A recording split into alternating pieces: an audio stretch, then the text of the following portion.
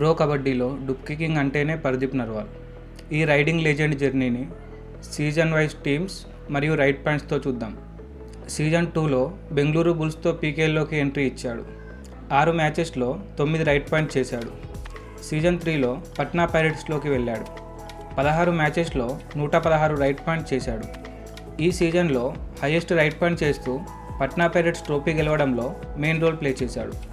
Season 4లో మళ్ళీ Patna pirates retain చేసుకున్నారు. 16 మ్యాచెస్లో 131 రైట్ పాయింట్ చేశాడు. ఈ సీజన్లో కూడా పట్నా పైరేట్స్ తరపున హైయెస్ట్ రైట్ పాయింట్ చేస్తూ ట్రోఫీ గెలవడంలో మెయిన్ రోల్ ప్లే చేశాడు. సీజన్ 5లో మళ్ళీ పట్నా పైరేట్స్ రిటైన్ చేసుకున్నారు.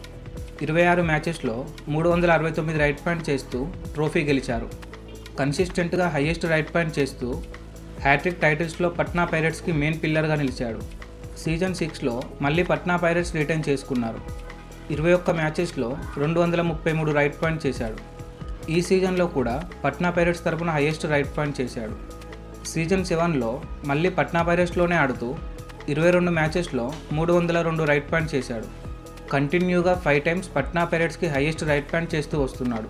సీజన్ 8లో యూపీ యోద్ధాస్లోకి వెళ్ళాడు.